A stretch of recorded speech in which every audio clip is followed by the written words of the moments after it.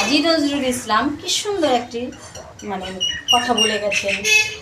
এরা তো সারা বিশ্বে একই ধরনের তাদের আচরণ কথাবার্তা, তাই আমি বলে গেছে যে একই বৃন্তে দুটি কুসুম, হিন্দু মুসলমান, মুসলিম তার নয়নমণি, হিন্দু তাহার প্রাণ।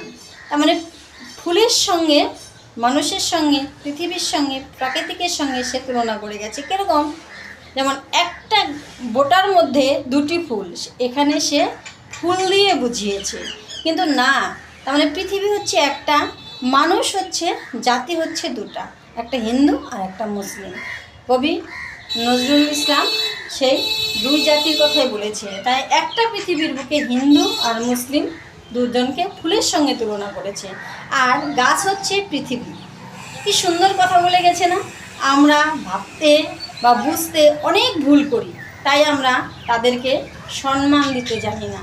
তাই এখানে সুন্দর করে দেখেন বলে গেছে যে একই বৃন্তে দুটি কুসুম, কুসুম হচ্ছে ফুল, একই বৃন্তে দুটি কুসুম, হিন্দু মুসলমান, মুসলিম তার নয়নমণি, হিন্দু তাহার প্রাণ। কি সুন্দর কথা বলে গেছে, ভাবলে অশ্রু ঝরে আনন্দে।